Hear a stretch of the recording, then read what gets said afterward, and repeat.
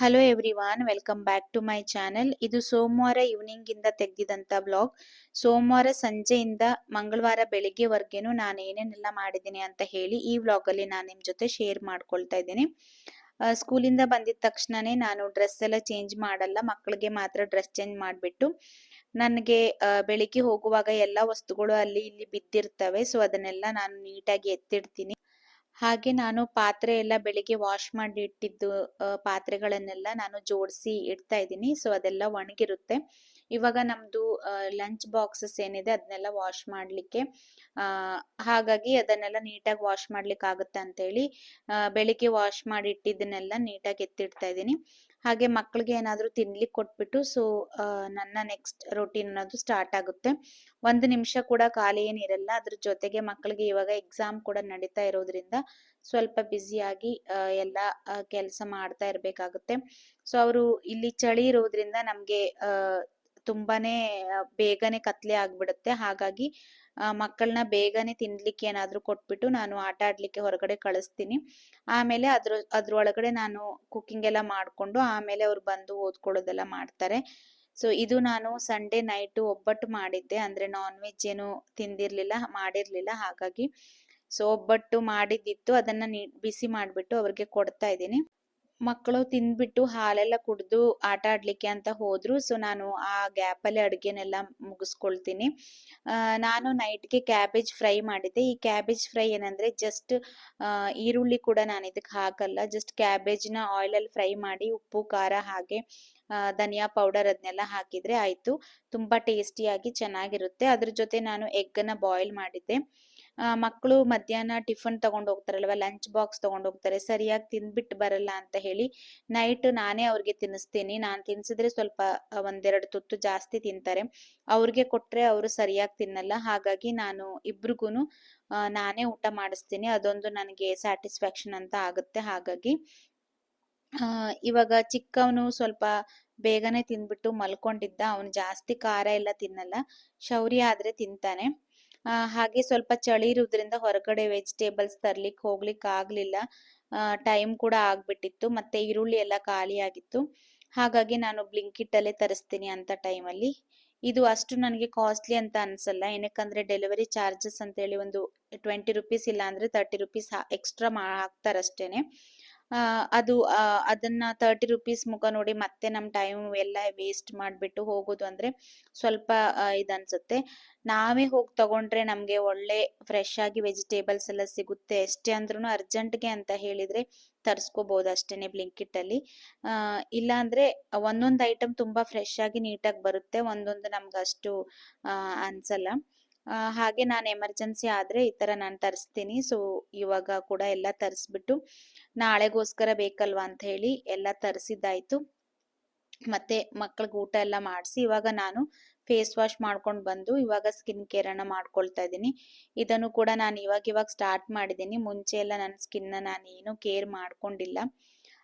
ಇದನ್ನ ಏನ್ ನಾನು ಯೂಸ್ ಮಾಡ್ತಾ ಇದ್ದೀನಿ ಅಂತ ಹೇಳಿ ನನಗೆ ಸಕ್ಸಸ್ ಆಗಿದ್ರೆ ಮಾತ್ರ ನಿಮ್ ಜೊತೆ ನಾನು ಶೇರ್ ಮಾಡ್ಕೊಳ್ತೀನಿ. ಇದನ್ನ ನಾನು ಸ್ಟಾರ್ಟ್ ಮಾಡಿ ಒಂದು 10 ದಿನ ಏನೋ ಆಯ್ತು ಅಷ್ಟೇನೆ. ಸ್ವಲ್ಪ ಪರವಾಗಿಲ್ಲ ಅಂತ ಅನ್ಸಿತ್ತು. ಸೊ ನನಗೇನಾದ್ರೂ ಒಳ್ಳೆ ರಿಸಲ್ಟ್ ಕೊಟ್ಟು ನನಗೆ ಚೆನ್ನಾಗಿದೆ ಅಂತ ಹೇಳಿದ್ರೆ ನಾನು ಏನನ್ನೆಲ್ಲ ಯೂಸ್ ಮಾಡಿದ್ದೀನಿ, ಸೊ ಹೇಗಿತ್ತು ಅಂತ ಹೇಳಿ ನಾನು ನಿಮ್ ಜೊತೆ ಕೂಡ ಶೇರ್ ಮಾಡ್ಕೊಳ್ತೀನಿ. ಹಾಗೆ ಯಾರಾದ್ರೂ ಫಸ್ಟ್ ಟೈಮ್ ನನ್ನ ಚಾನೆಲ್ನ ನೋಡ್ತಾ ಇದ್ದೀರಾ ಅಂತ ಹೇಳಿದ್ರೆ ಪ್ಲೀಸ್ ಸಬ್ಸ್ಕ್ರೈಬ್ ಮಾಡಿಕೊಂಡು ಒಂದು ಲೈಕ್ ಕೂಡ ಮಾಡಿ ಸಪೋರ್ಟ್ ಮಾಡಿ. ಹೀಗೆ ಸಪೋರ್ಟ್ ಮಾಡ್ತಾ ಇರಿ. ನನ್ನ ವಾಚ್ ಟೈಮ್ ಕೂಡ ಕಂಪ್ಲೀಟ್ ಆಗಲಿಕ್ಕೆ ಸ್ವಲ್ಪನೇ ಸ್ವಲ್ಪ ಟೈಮ್ ಬೇಕು ಅಷ್ಟೇನೆ. ಸೊ ನೀವೆಲ್ಲ ಸಪೋರ್ಟ್ ಮಾಡಿದ್ರೆ ಖಂಡಿತ ಆಗುತ್ತೆ. ಹಾಗೆ ಇಲ್ಲಿ ನಮಗೆ ತುಂಬಾ ಚಳಿ ಇರೋದ್ರಿಂದ ಏನು ಕೆಲಸನ ಆಕ್ಟಿವ್ ಆಗಿ ಮಾಡ್ಬೇಕಂತ ಅನ್ಸಲ್ಲ. ಹಾಗಾಗಿ ವಿಡಿಯೋಸ್ ಕೂಡ ನಾನು ತುಂಬಾ ರೆಗ್ಯುಲರ್ ಆಗಿ ಹಾಕೋದನ್ನ ಬಿಟ್ಟಿದ್ದೆ. ಬಟ್ ಇವಾಗ ಏನಕ್ಕೋ ಅನಿಸ್ತಾ ಇದೆ ನನಗೆ, ನಾನು ಪರ್ಫೆಕ್ಷನ್ ನೋಡ್ಕೊಂಡು ಹೋಗಿದ್ದೀನಿ. ಆ ಥರ ಏನಿಲ್ಲ, ನಾವು ಹೇಗಿದ್ರು ರೆಗ್ಯುಲರ್ ಆಗಿ ವಿಡಿಯೋ ಹಾಕಬೇಕು, ಆವಾಗಲೇ ನಾವು ಕಲ್ತ್ಕೊಳ್ಳಿಕ್ಕಾಗುತ್ತೆ ಅಂತ ಹೇಳಿ.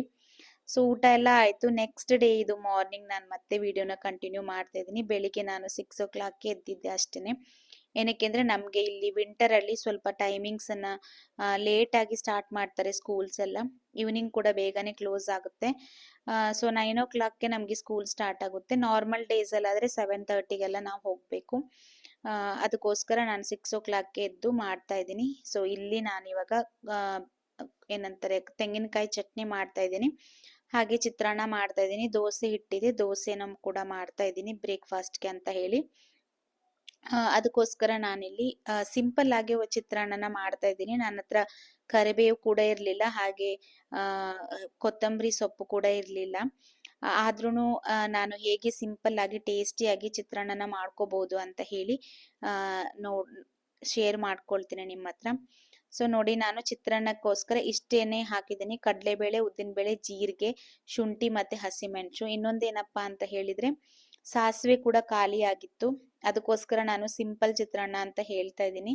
ಸೊ ಇದ್ರ ಜೊತೆಗೆ ಕಾಂಬಿನೇಷನ್ ಆಗಿ ಕೊಬ್ಬರಿ ಚಟ್ನಿ ಅಂದ್ರೆ ತೆಂಗಿನಕಾಯಿ ಚಟ್ನಿ ಮಾಡ್ಕೊಂಡ್ರೆ ನಮ್ಗೆ ಬೇಗನೆ ಕ್ವಿಕ್ ಆಗಿ ಆಗುವಂತ ಒಂದು ಲಂಚ್ ಬಾಕ್ಸ್ ಕೂಡ ಈಸಿಯಾಗಿ ನಾವು ತಗೊಂಡು ಹೋಗ್ಬೋದು. ಇದನ್ನೆಲ್ಲ ನಾನು ಒಂದೇ ಸಲ ಹಾಕ್ತೀನಿ ಎಣ್ಣೆಗೆ. ಹಾಗೆ ನಾನು ಕಡಲೆ ಬೀಜ ಏನೂ ಹಾಕಿರ್ಲಿಲ್ಲ ಅಲ್ವಾ, ಹಾಗಾಗಿ ಸ್ವಲ್ಪ ಒಂದು ಹಿಡಿಯಷ್ಟು ಗೋಡಂಬಿನ ಸ್ವಲ್ಪನೇ ಜಜ್ಜಿಬಿಟ್ಟು ಅದನ್ನ ಕ್ರಶ್ ಮಾಡಿ ಈ ತರ ಅದನ್ನ ಹಾಕೊಳ್ತಾ ಇದ್ದೀನಿ. ಅದರಿಂದ ಒಂದು ಒಳ್ಳೆ ಫ್ಲೇವರ್ ಮತ್ತೆ ಟೇಸ್ಟ್ ಕೂಡ ಬಂದು ಚೆನ್ನಾಗಿತ್ತು.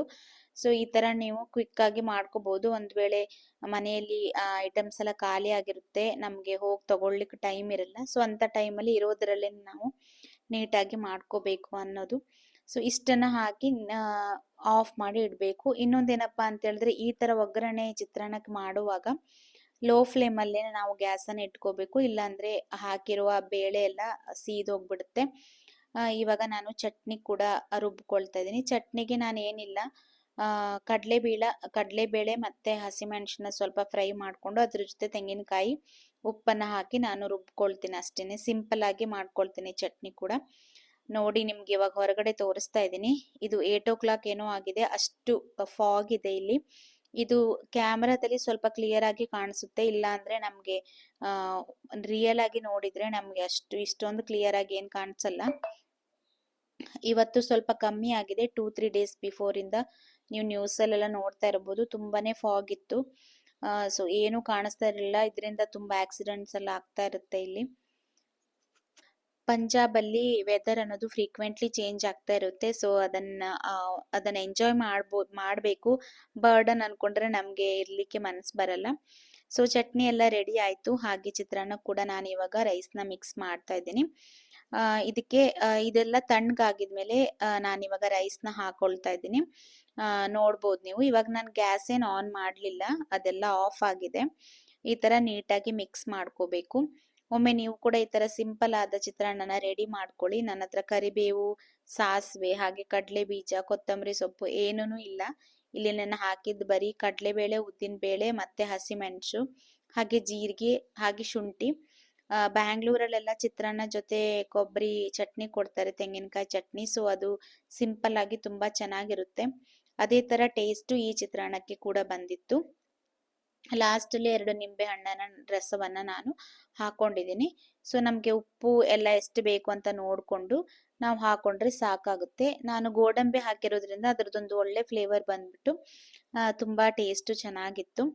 ಹಾಗೆ ಬೇಗ ಬೇಗ ರೆಡಿ ಆಗ್ಬಿಟ್ಟು ಇದಾಗಿದ್ಮೇಲೆ ಲಂಚ್ ಬಾಕ್ಸ್ನ ಪ್ಯಾಕ್ ಮಾಡಬೇಕು. ಈ ಫುಡ್ಡನ್ನು ನಾನು ಬೇಗ ರೆಡಿ ಮಾಡಿಬಿಡ್ತೀನಿ, ಬಟ್ ಲಂಚ್ ಬಾಕ್ಸಸ್ ಎಲ್ಲ ಪ್ಯಾಕ್ ಮಾಡೋದು ತುಂಬಾ ಬರ್ಡನ್ ಅಂತ ಅನ್ಸುತ್ತೆ ನನಗೆ. ಏನಕ್ಕೆ ಅಂದ್ರೆ ಮಕ್ಕಳು ಅಲ್ಲಿ 4 o'clock ವರೆಗೂ ಇರ್ತಾರೆ. ನಾನು ಎಷ್ಟು ಗಂಟೆ ಅಲ್ಲಿ ಇರ್ತೀನೋ ಅಷ್ಟು ಗಂಟೆವರೆಗೂ ಮಕ್ಕಳು ಕೂಡ ಇರ್ತಾರೆ.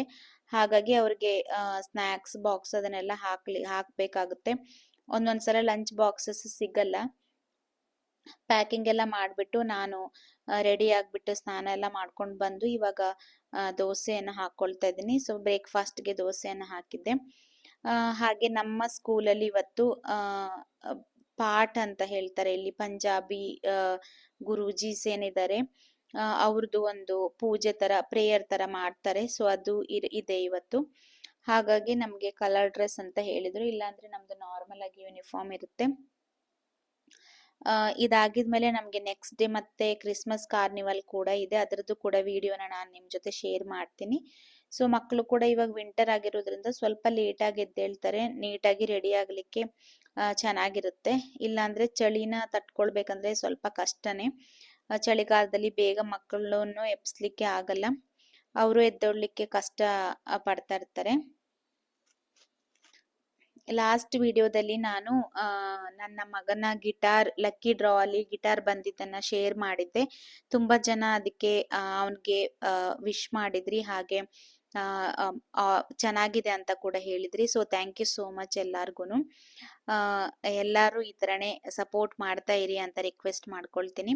ಸೊ ನಾನಿವಾಗ ಬ್ರೇಕ್ಫಾಸ್ಟ್ನ ಮಾಡ್ಕೊಳ್ತಾ ಇದ್ದೀನಿ. ಇವಾಗ ಸ್ವಲ್ಪ ಟೈಮ್ ಎಕ್ಸ್ಟೆಂಡ್ ಆಗಿರೋದ್ರಿಂದ ಬ್ರೇಕ್ಫಾಸ್ಟ್ನ ಮಾಡ್ಕೊಳ್ಳಿಕ್ಕೆ ಟೈಮ್ ಸಿಗುತ್ತೆ. ಇಲ್ಲ ಅಂದ್ರೆ ನಾನು ಅಲ್ಲೇ ತಗೊಂಡೋಗ್ಬಿಟ್ಟು ಮಾಡ್ತಾ ಇದ್ದೆ. ಮನೆಯೆಲ್ಲ ನೋಡಿ ಹೇಗಾಗಿದೆ, ಯೂನಿಫಾರ್ಮ್ ಮಕ್ಕಳದೆಲ್ಲ ಐಟಮ್ಸ್ ಎತ್ತಿಡ್ತೀನಿ, ಅವರು ಇವಾಗ ಹಾಕೊಳ್ಬೇಕು. ಹಾಲೆಲ್ಲ ಮಿಕ್ಸ್ ಮಾಡಿ ಇಟ್ಟಿರ್ತೀನಿ. ಸೊ ಅದೆಲ್ಲ ಹಾಕೊಂಡು ರೆಡಿ ಆಗಿದ್ಮೇಲೆ ಮತ್ತೆ ನೀಟಾಗಿ ಆಗುತ್ತೆ. ಬೆಳಿಗ್ಗೆ ಬೇಗ ಬೇಗ ಎದ್ದು ಬೇಗ ಬೇಗ ರೆಡಿಯಾಗಿ ಹೋಗುವಾಗ ಈ ತರ ಚೆಲ್ಲಾಪಿಲ್ಲಿ ಆಗುತ್ತೆ. ಎಷ್ಟೊಂದು ಟ್ರೈ ಮಾಡ್ತೀನಿ ನಾನು ಆ ತರ ನೀಟಾಗಿ ಇಡ್ಬೇಕಂತೇಳಿ. ಅಲ್ಲಿ ಸಪ್ರೇಟ್ ಆಗಿ ಎಲ್ಲಾರ್ದು ಡ್ರೆಸ್ಸಸ್ನ ನಾನು ಎತ್ತಿ ಸೋಫಾ ಮೇಲೆ ಇಟ್ಬಿಡ್ತೀನಿ. ಸೊ ಅವ್ರು ಕನ್ಫ್ಯೂಸ್ ಆಗ್ಬಾರ್ದು ಅಂತ ಹೇಳಿ. ಹಾಗಾಗಿ ಡ್ರೆಸ್ಸಸ್ ಎಲ್ಲ ಸೋಫಾ ಮೇಲೆ ಇದೆ, ಅದನ್ನ ಹಾಕೊಂಡು ರೆಡಿ ಆಗ್ತಾರೆ ಮಕ್ಕಳು ಕೂಡ. ಶೌರ್ಯ ಆದ್ರೆ ಅವನೇ ರೆಡಿ ಆಗ್ತಾನೆ, ಚಿಕ್ಕವನಿಗಾದ್ರೆ ರೆಡಿ ಮಾಡಿಸ್ಬೇಕು. ಈ ತರ ಗಡಿಬಿಡಿಯಲ್ಲಿ ಓಡೋಗ್ತೀನಿ. ಮತ್ತೆ ಸಂಜೆ ಬಂದಿದ್ಮೇಲೆ ನಾರ್ಮಲ್ ಆಗಿ ಮಕ್ಕಳಿಗೆಲ್ಲ ಹಾಲೆಲ್ಲ ಕೊಟ್ಟು ಸೊ ನಾನು ಕೂಡ ಸ್ವಲ್ಪ ಕಾಫಿ ಎಲ್ಲ ಮಾಡ್ಕೊಂಡು ಕುಡಿದು ಸ್ವಲ್ಪ ರಿಲ್ಯಾಕ್ಸ್ ಆಗಿ ಮತ್ತೆ ಸೇಮ್ ರೊಟೀನ್ ಅನ್ನೋದು ಸ್ಟಾರ್ಟ್ ಆಗುತ್ತೆ. ಸೊ ಈ ತರ ಇತ್ತು ನಮ್ಮ ಈ ವ್ಲಾಗ್. ಮಕ್ಕಳಿಗೆ ಹಾಲೆಲ್ಲ ಮಿಕ್ಸ್ ಮಾಡಿ ಕೊಟ್ಟಿದ್ದೀನಿ. ಇವಾಗ ನಾನು ಕಾಫಿ ಮಾಡ್ಕೊಂಡು ಕುಡಿಲಿಕ್ಕೆ ರೆಡಿ ಆಗ್ತಾ ಇದ್ದೀನಿ. ಹೇಗನ್ಸಿತ್ತು ನನ್ನ ಈ ವ್ಲಾಗ್ ಅಂತ ಹೇಳಿ ನನಗೆ ಕಮೆಂಟ್ ಮಾಡಿ, ಹಾಗೆ ಈ ವಿಡಿಯೋಗೆ ಒಂದು ಲೈಕ್ ಮಾಡಿ, ಶೇರ್ ಮಾಡಿ, ಹಾಗೆ ನನಗೆ ಸಬ್ಸ್ಕ್ರೈಬ್ ಮಾಡಿಕೊಂಡು ಸಪೋರ್ಟ್ ಮಾಡಿ.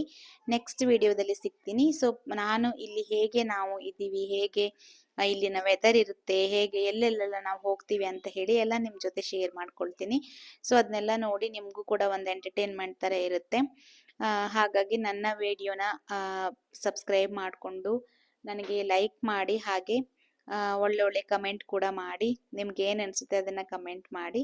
ಇಲ್ಲಿವರೆಗೂ ಯಾರೆಲ್ಲ ಸಪೋರ್ಟ್ ಮಾಡ್ತಾ ಇದ್ದೀರಾ ಅವ್ರಿಗೆಲ್ಲ ತುಂಬ ತುಂಬ ಥ್ಯಾಂಕ್ಸ್. ಹೀಗೆ ಸಪೋರ್ಟ್ ಮಾಡ್ತಾ ಇರಿ. Thank you so much. Next ವಿಡಿಯೋದಲ್ಲಿ ಸಿಗ್ತೀನಿ. ಅಲ್ಲಿವರೆಗೂ ಟೇಕ್ ಕೇರ್.